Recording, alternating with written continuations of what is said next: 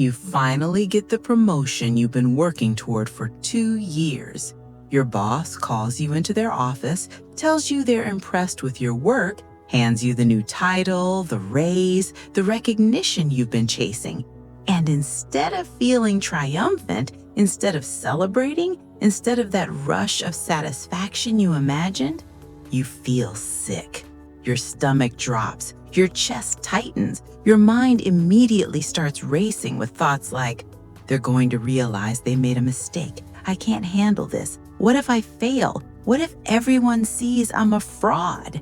Within hours, maybe minutes, you're already looking for ways to sabotage it, to prove to yourself and everyone else that you were right. You didn't deserve it after all. Or maybe it shows up differently for you. Maybe you're an entrepreneur who gets close to launching something big and suddenly you find every reason to delay. You need to do more research. The timing isn't right. You're not ready yet. And that moment of potential breakthrough becomes another abandoned project gathering digital dust. Maybe you're an artist who creates something beautiful, gets positive feedback, and immediately dismisses it. Oh, it's not that good. I just got lucky. Anyone could have done that. Here's what nobody's telling you. This isn't imposter syndrome. This isn't humble. This isn't you being realistic about your abilities. This is your nervous system treating success like a threat. And if you've ever wondered why you seem to be the only thing standing between yourself and the life you say you want, if you've ever felt like you're allergic to your own achievements, if you've ever gotten close to something good and then burned it down, stay with me, because what I'm about to explain will change how you see every self-sabotaging pattern you've ever had. Success doesn't feel dangerous because you're broken. It feels dangerous because somewhere along the way, you learned that being seen, being elevated, being successful came with consequences you couldn't handle. And that lesson? It's still running your life. Section 1. The origin of the fear. Let me take you back to a moment you might not consciously remember, but your body never forgot. You're 6 years old, and you come home from school bursting with excitement. You won the spelling bee. You got picked to be the line leader. You drew a picture that the teacher hung on the wall. You run to tell your mother, expecting her to mirror your joy, to celebrate with you, to make you feel seen in your accomplishment. But she doesn't. Maybe she's distracted, stressed about bills or work or her own unresolved pain. Maybe she feels threatened by your joy because it highlights something missing in her own life. Maybe she was raised to believe that pride comes before a fall, that celebrating yourself is arrogant, that it's safer to stay small. So instead of celebration, you get, don't get too big for your britches, or, well, don't let it go to your head, or just nothing. Flat affect, disinterest, a subtle withdrawal of warmth right when you needed connection most. Your 6-year-old brain doesn't understand nuance. It just knows, I felt proud and she pulled away. My success created distance. Being elevated made me alone. That's the first encoding. The first time your nervous system files away the dangerous association between achievement and abandonment. Or maybe your story is different. Maybe you did get celebrated, but only for your achievements. Your mother's love, her attention, her approval, it all hinged on your performance. She was warm when you brought home A's, cold when you brought home B's. She bragged about you to her friends, but only when you made her look good. You learned, my worth is conditional. Love is something I earn, and if I stop achieving, I'll lose everything. So you achieve, but you can never enjoy it because achievement became your survival strategy, not your self-expression, and the stakes are too high to ever feel safe in success.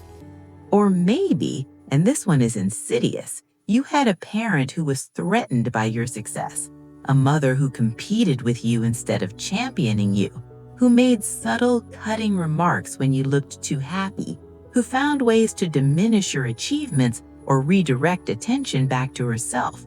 You learned, my light threatens her. My success means her inadequacy. If I shine too bright, I'll lose her love, or worse, I'll destroy her. Put yourself there for a moment. Feel what that does to a child, the impossible bind of, I want to succeed, but succeeding means losing my mother. I want to be seen, but being seen means being unsafe. That's where it starts. That's the origin of why success feels like standing on the edge of a cliff. Section 2. The upper limit problem. Gay Hendricks calls it the upper limit problem, this unconscious thermostat we set for how much success, happiness, and fulfillment we're allowed to have before we sabotage ourselves back to familiar territory. But let's get more specific about what's actually happening in your nervous system.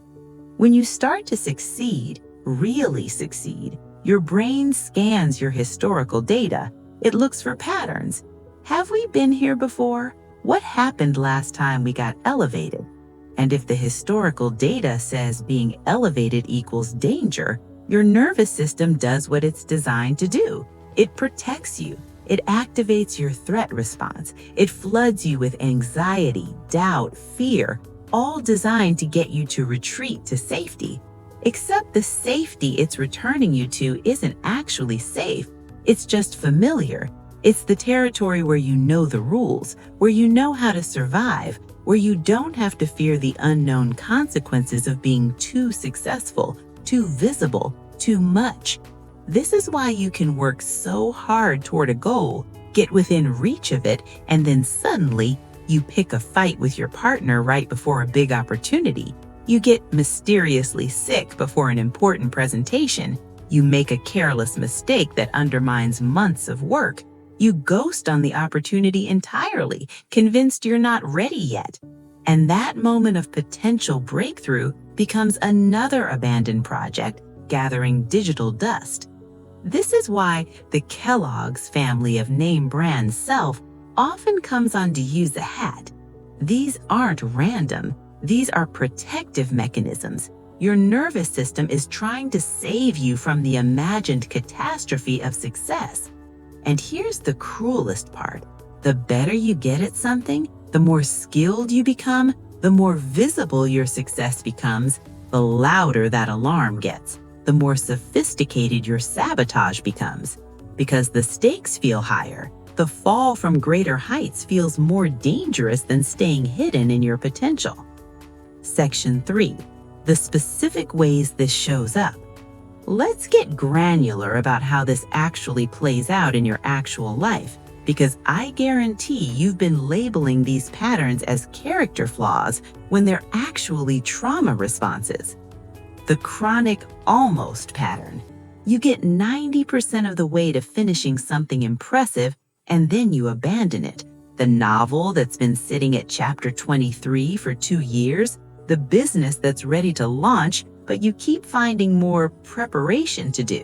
The degree program you're 3 credits away from completing, but can't seem to finish.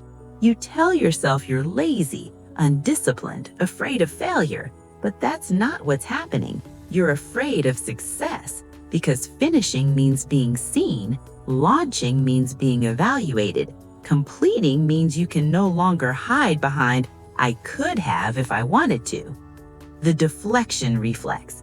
Someone compliments your work, and before they finish the sentence, you're already explaining why it's not that impressive. Oh, I just threw it together.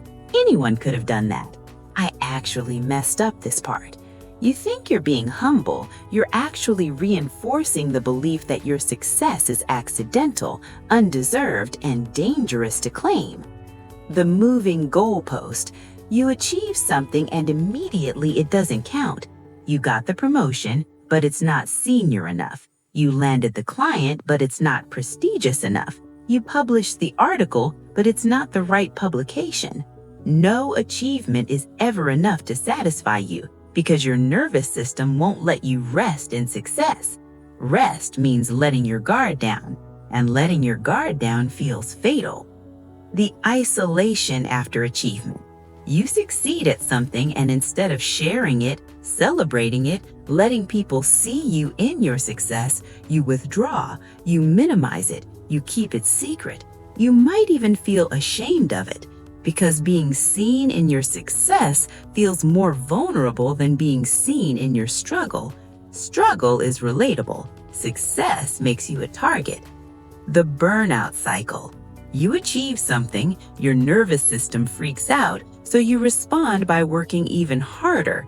You pile on more responsibilities, more projects, more demands, anything to stay in motion, to prove you deserve the success, to prevent the imagined catastrophe of relaxing into it. You can't celebrate because celebrating means stopping, and stopping means the fear catches up with you. The comparison trap intensifies.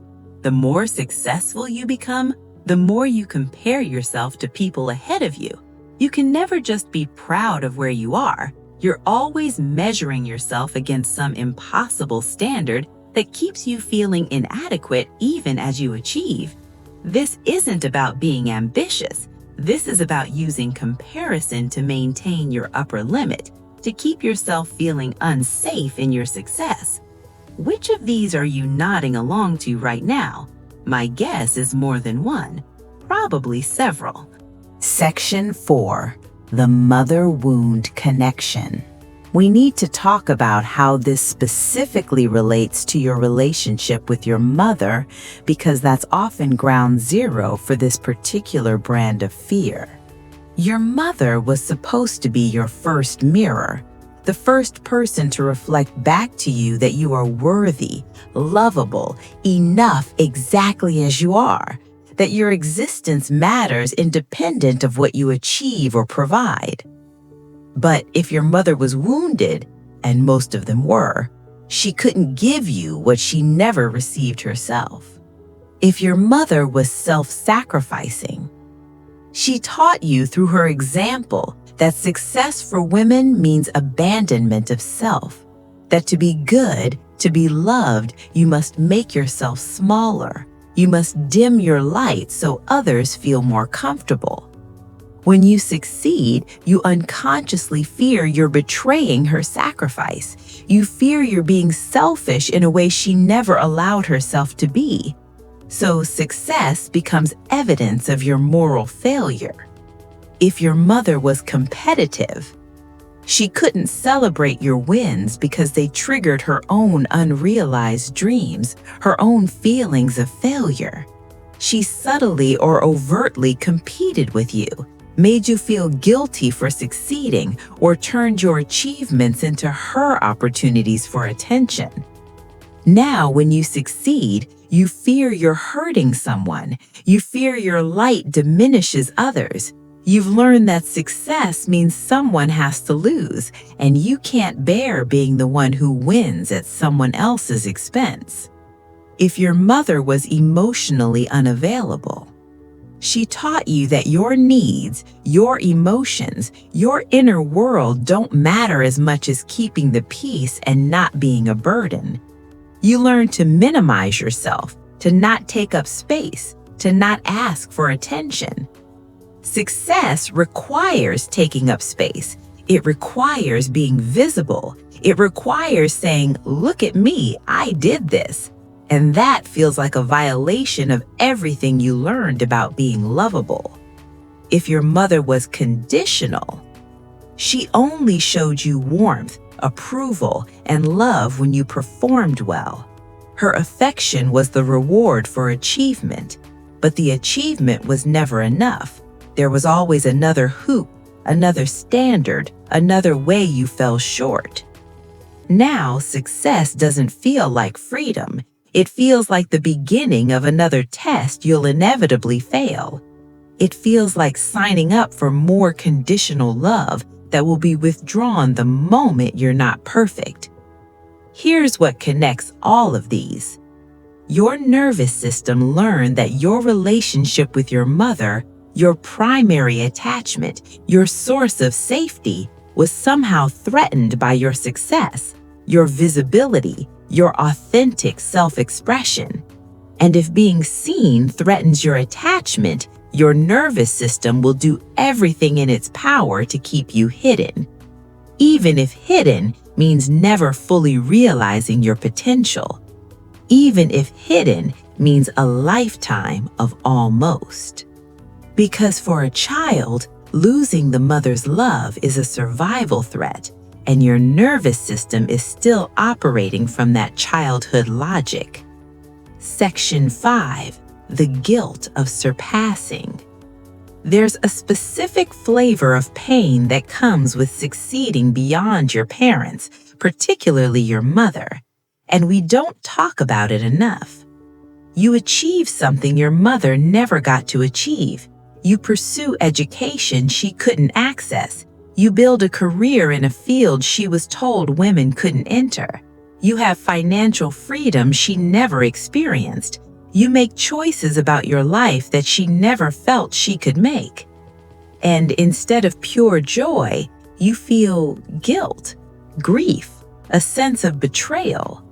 How dare you have what she didn't? How can you celebrate your freedom when she lived in a cage? How can you shine when she spent her whole life making herself smaller? This is survivor's guilt, and it's one of the most powerful forces keeping you from fully inhabiting your success. You unconsciously believe that your success highlights her failure, that your liberation makes her sacrifice more painful, that by surpassing her, you're somehow saying her life didn't matter. So you sabotage, you stay small, you keep yourself in struggle, because struggle feels loyal. Struggle feels like you're honoring her experience. Struggle feels like you're not leaving her behind. But here's what you're missing. Staying small doesn't honor her. It just perpetuates her wound. The best way to honor your mother's struggle is to claim what she couldn't, to be free in the ways she wasn't, to show the next generation that women can take up space, can succeed, can be visible without it being dangerous. But your nervous system doesn't understand that logic. Your nervous system just knows surpassing her feels like abandonment, and abandonment equals death. So it keeps pulling you back, keeps creating obstacles, keeps finding ways to ensure you don't get too far ahead, too elevated, too free. Call to action. Pause here, just for a second. If what I'm describing is landing in your body, if you're recognizing yourself in these patterns, I want you to leave a comment with one word: visible. Not because you feel safe being visible, but because you're willing to practice it, starting with this small act of being seen in your recognition of this pattern. And if you're not already subscribed, hit that button now. We're going to keep exploring these deep wounds around success, visibility, and worthiness. You'll want to be here for what's coming. Also, tap that like button if this is speaking to something you've never had words for before. It helps this message reach other people who are trapped in the same invisible prison. Now, let's talk about what's actually happening in your nervous system when success triggers you. Section 6. The nervous system breakdown. Here's what's happening physiologically when success makes you feel unsafe. Your brain has two main operating systems. Let's call them the survival system and the growth system. The survival system is ancient. It's designed to keep you alive in the face of immediate threats. When it's activated, blood flow goes to your extremities for fight or flight. Your digestion shuts down. Your thinking becomes narrow and reactive. Your only goal is safety. The growth system is newer evolutionarily. It's where creativity lives, where connection happens, where you can plan for the future and take risks and experience joy. But it only comes online when you feel fundamentally safe. Here's the problem. Success requires the growth system. It requires expansion, visibility, risk-taking, creativity. But if your historical data says success equals danger, your survival system takes over. When you start to succeed, your amygdala, the alarm center of your brain, fires. It doesn't distinguish between physical threats and emotional ones. It just knows, we've been here before. Being elevated was dangerous.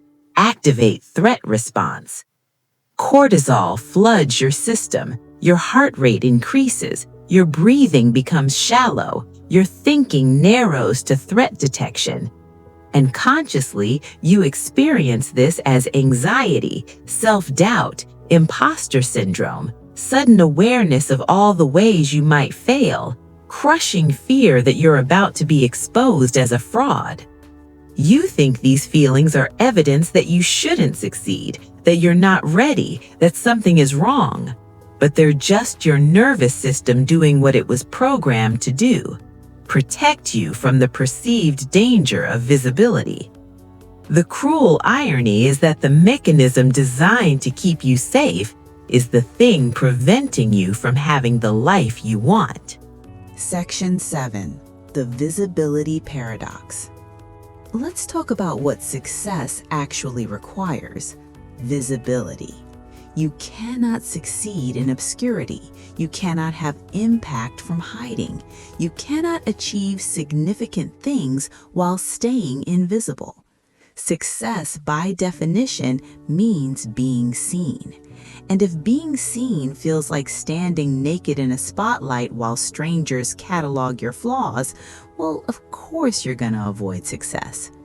For you, visibility isn't just uncomfortable, it's not just vulnerability, it's a full-body threat response. Because visibility meant danger in your developmental years. Maybe visibility meant your mother's jealousy, her criticism, her withdrawal, her competition. Maybe visibility meant your father's rage when you outshone him or challenged his authority or reminded him of his own unrealized potential. Maybe visibility meant bullying, mockery, being cut down by peers who couldn't handle your light. Maybe visibility meant responsibility you weren't ready for, being parentified, having to be the strong one, the perfect one, the one who held everything together. Whatever the specific mechanism, you learned being seen equals being unsafe. So now when success starts to make you visible, every alarm in your system goes off. Your body remembers what visibility cost you before, and it's trying to prevent that cost from happening again. This is why successful people often have panic attacks, why CEOs have imposter syndrome, why accomplished artists hide their work, why brilliant minds stay in jobs beneath their capability. Not because they're not good enough, but because being seen in their full capacity feels more dangerous than staying small. Section 8. The Self-Sabotage Catalog. Let me walk you through the specific mechanisms of how you sabotage success, not to shame you, to name them, because you can't change what you can't see. The procrastination protection. You have something important due, something that could elevate you, make you more visible, move you closer to success, and suddenly you can't focus. You find yourself cleaning your closet, researching something completely unrelated, scrolling social media for hours. You're not lazy, you're avoiding the activation of your nervous system that comes with moving toward visibility. Procrastination is your way of staying safe by staying stuck. The perfectionism prison. You can't release the project because it's not perfect yet. You can't apply for the position because you need one more qualification. You can't launch the business because you need to learn more first. Perfectionism isn't about excellence. It's about using impossibly high standards to justify never being visible, because if it's never perfect, you never have to face the vulnerability of being seen and evaluated. The relationship explosion. Right when things are going well professionally, you pick a fight with your partner, or you create drama in a friendship, or you fixate on some interpersonal problem that suddenly feels urgent and all-consuming. You're not crazy. You're redirecting your nervous system activation away from success onto relationship conflict, because relationship conflict feels more familiar, more manageable, safer than the vulnerability of professional visibility. The health crisis. Your body creates symptoms right when you're about to break through: migraines, fatigue, mystery illnesses that doctors can't quite diagnose, but that conveniently make it impossible for you to show up fully to your success.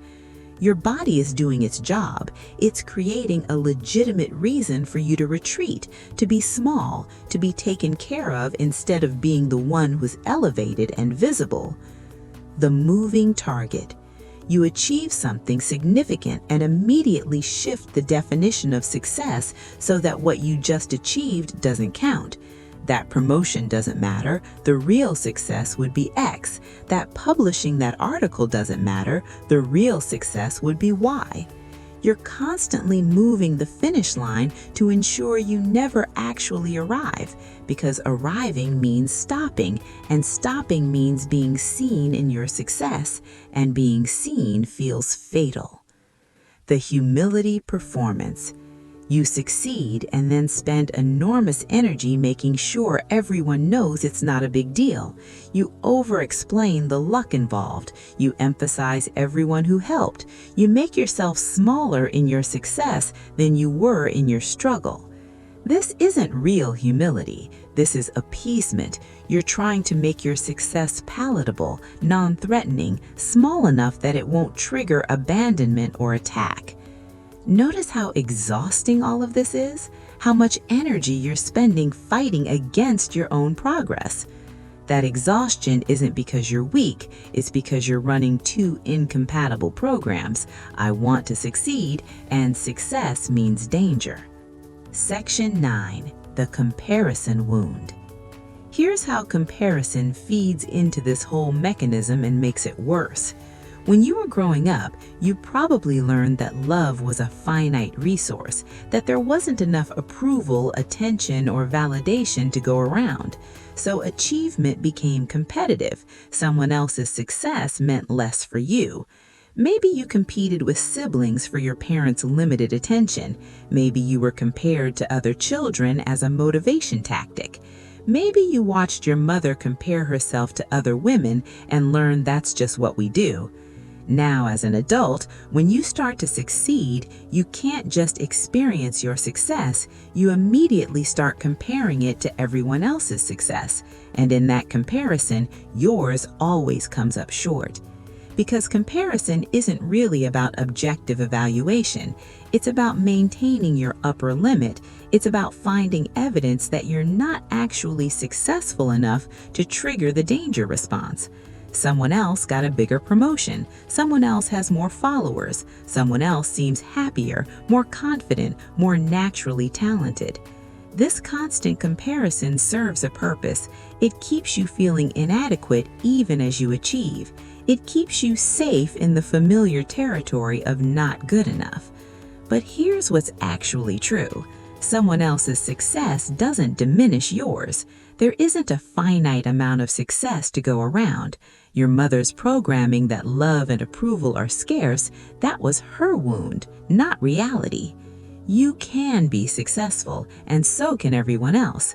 Your visibility doesn't require someone else's invisibility. Your light doesn't diminish anyone else's light. But your nervous system doesn't believe that yet, so it keeps using comparison as a weapon against your own success.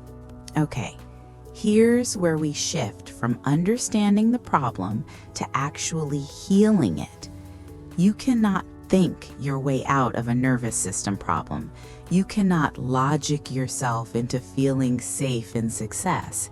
This isn't about mindset or affirmations or just believing in yourself more.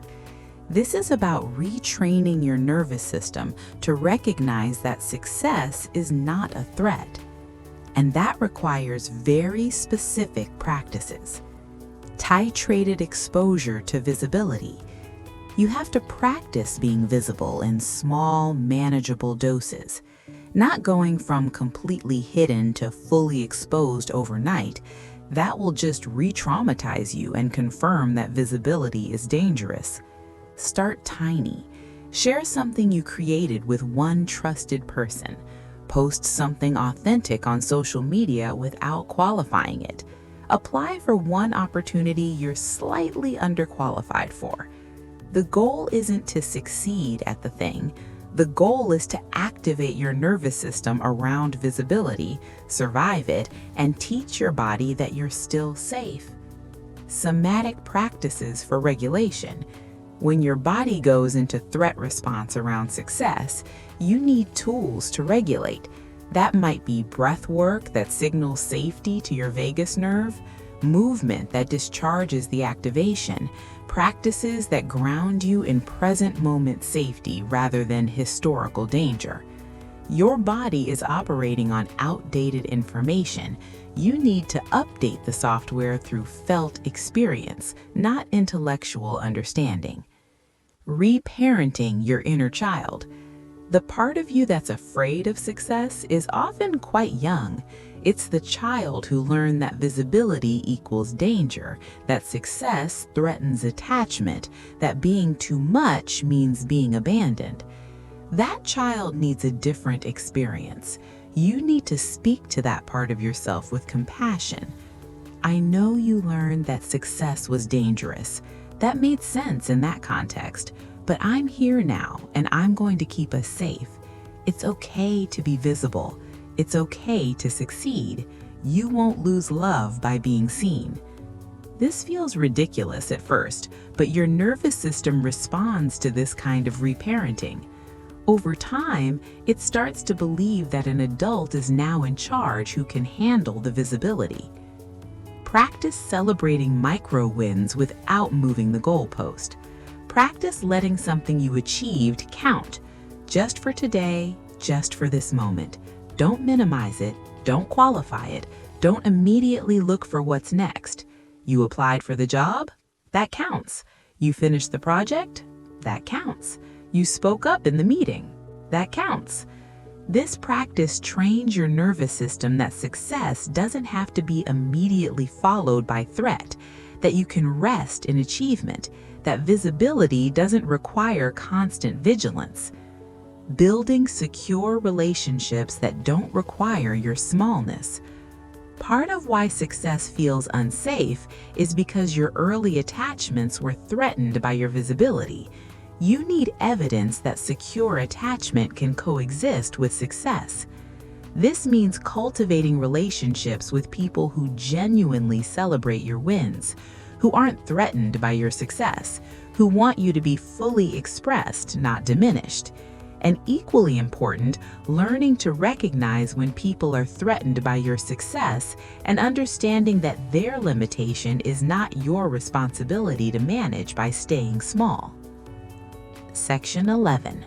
The grief work. Here's the part people don't prepare you for. Healing your fear of success requires grieving what you lost to that fear. You need to grieve the opportunities you didn't take because you were too afraid, the versions of yourself you never let emerge, the years you spent trapped by an invisible ceiling of your own making. You need to grieve your childhood where success was dangerous instead of celebrated, where your light was threatening instead of cherished, where you learned to make yourself small to maintain connection. You might need to grieve your mother specifically, not the mother she could have been, but the mother she was, the mother who couldn't celebrate you fully because she'd never been celebrated herself, the mothers whose wounds shaped your nervous system in ways you're only now beginning to understand. This grief is complicated because she's probably still alive, because you probably still love her, because she probably did her best with what she had, because she probably doesn't understand that anything went wrong. All of that can be true, and you can still grieve what you needed and didn't get. The grief isn't about blame, it's about acknowledgement. It's about feeling the weight of what it cost you to grow up in an environment where your success felt a betrayal, your visibility felt like a threat, your authentic self-expression felt like abandonment. Feel it. Let yourself feel it. The anger, the sadness, the loss, the why did it have to be this way? Because on the other side of that grief is something new. A sense of self that's not defined by whether your success threatens your mother, a nervous system that's not stuck in childhood patterns, a capacity to succeed without sabotaging. Section 12. Redefining success. Part of healing means completely redefining what success even means to you. Because right now, your definition of success is probably still tied to achievement, external validation, proving something, earning worthiness. But what if success was something entirely different? What if success was being authentic even when it's uncomfortable? What if success was setting a boundary you've never set before? What if success was asking for what you need instead of pretending you don't have needs? What if success was letting yourself be seen, really seen in your imperfections, and discovering you're still loved? What if success was choosing yourself even when it disappoints someone else? What if success was pursuing something purely for joy rather than accomplishment? What if success was healing your nervous system enough that you can receive good things without immediately sabotaging them? This is a radical reframe because it takes success out of the external world where you can never fully control the outcome and brings it into the internal world where you actually have agency. You can't control whether you get the promotion, but you can control whether you apply authentically instead of performing what they think they want to see. You can't control whether your work becomes famous, but you can control whether you create it and share it instead of hiding it in perfectionism. You can't control whether your mother approves, but you can control whether you continue seeking that approval or start building your worth on something more stable. This redefinition doesn't mean you stop having external goals. It means you stop tying your safety to those goals. You stop making achievement the determinant of your worthiness. Section 13. What becomes possible? Let me paint you a picture of what life looks like when you've healed your fear of success. You get an opportunity and your first feeling is excitement instead of dread. Yes, there's nervousness, that's natural, but underneath there's genuine anticipation for what might unfold. You succeed at something and you let yourself feel proud. Not for long, not in an arrogant way, but just for a moment you let yourself acknowledge, I did that. That was good. You share your work, and when people respond positively, you can actually receive it. You don't deflect, you don't minimize, you just say thank you and let the appreciation land. You make a mistake in the midst of success, and it doesn't destroy you. It doesn't trigger the entire collapse of your self-worth. You can look at it objectively, learn from it, repair what needs repairing, and move forward. You see someone else succeed, and you feel genuinely happy for them. Not threatened, not diminished, just happy, because their success doesn't mean less room for yours. You can rest in your achievements without immediately looking for the next goal. You can have a moment, an hour, a day, a week, where you're not in constant motion, not proving anything, just being present with what is. You build relationships where you don't have to be small to be loved, where your success is celebrated, not resented, where you can be fully expressed without fear of abandonment. You make decisions based on what you actually want, not on managing everyone else's feelings about your choices. You can disappoint people without it being catastrophic. You look at yourself and see a whole person, flawed, still growing, making mistakes, and fundamentally worthy. Not worthy because of what you achieve, but worthy because you exist. This isn't fantasy. This is what's possible when you treat your fear of success as what it actually is, a trauma response that can be healed. Section 14. The practice of becoming visible. Healing this fear is a practice, not a destination you arrive at once and you're done. A practice you return to again and again, especially when you're on the edge of the next level of success. Every new level of visibility will activate your nervous system. That's normal. The difference is how you respond to that activation. Do you retreat, or do you regulate and move forward anyway? Do you sabotage, or do you name what's happening and choose differently? Do you minimize your success, or do you practice letting it count? The practice looks like this. You notice the fear arising. You don't judge it. You don't try to make it go away. You just notice, oh, there's that fear of success again. There's my nervous system treating visibility as danger. You breathe, you ground yourself in present moment reality, you remind yourself, that fear made sense when I was 7, it doesn't apply to my current life. You take one small action toward visibility anyway. You don't wait for the fear to disappear, you just take the action while the fear is present. You celebrate that action.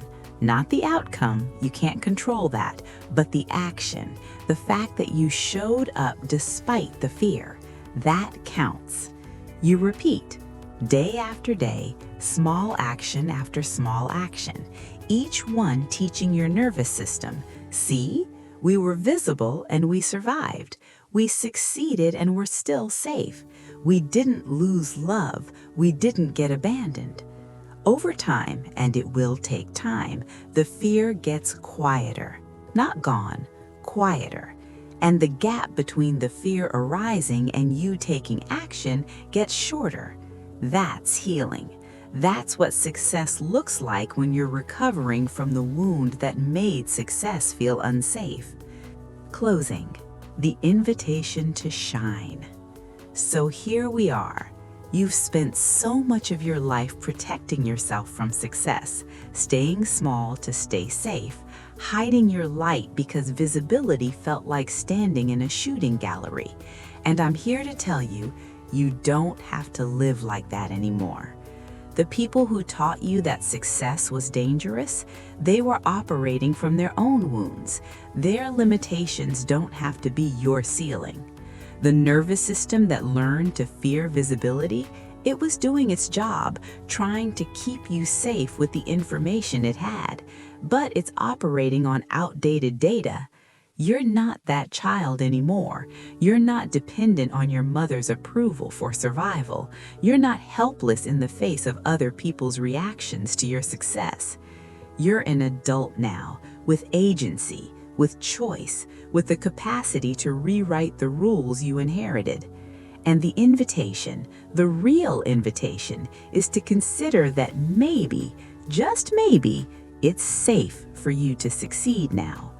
Not safe in the sense that nothing will ever go wrong, not safe in the sense that everyone will celebrate you, but safe in the sense that you can handle it, that you won't be destroyed by visibility, that you won't lose yourself in success. You can be seen, you can be elevated, you can take up space, you can achieve significant things, you can let your light shine at full brightness. And yes, some people might be threatened by that. Some people might pull away. Some people might criticize or compete or try to diminish you. But you'll survive it because you're not a child anymore trying to maintain attachment at all costs.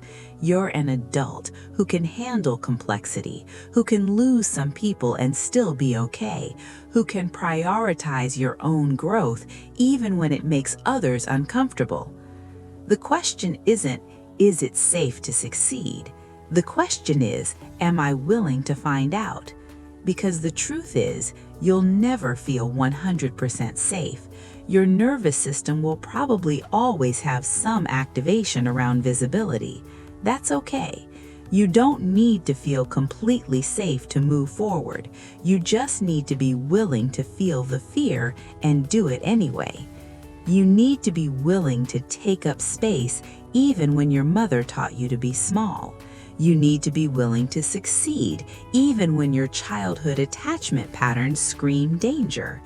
You need to be willing to be visible even when every fiber of your being wants to hide. That's the work. That's the healing. That's how you reclaim the life that's been waiting for you on the other side of this fear. And I promise you, it's worth it. The version of you that's been hiding, the dreams you've been keeping safe by not pursuing them, the impact you could have if you stopped sabotaging yourself, it's all waiting. Not because you're not enough already. You are enough, right now, exactly as you are. But because you deserve to experience what it's like to be fully expressed, to create without censoring yourself, to succeed without immediately destroying it, to be visible and discover that visibility isn't fatal. You deserve to know what you're capable of when you're not using all your energy fighting against yourself. So start small. Start today. Take one action toward visibility. Apply for one thing. Share one piece of work. Tell one person about your dream. And when the fear comes, because it will, don't let it stop you. Let it be there. Thank it for trying to protect you and move forward anyway. Do it again tomorrow, and the day after that, and the day after that, until one day you look back and realize you're living a life you used to be too afraid to even imagine. And in that moment, you'll understand success was never the threat. The threat was staying small forever. Final call to action. If this resonated with you, drop that word in the comments, visible. Let it be your declaration, your commitment, your first small step toward claiming the success that's been waiting for you.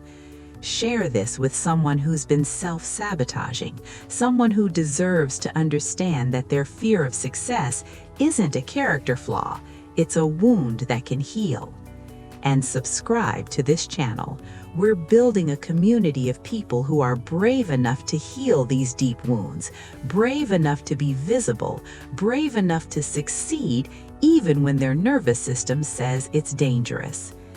Thank you for being here. Thank you for listening. Thank you for being willing to question the patterns that no longer serve you. You are allowed to succeed. You are allowed to be visible. You are allowed to shine. Now go prove it to yourself.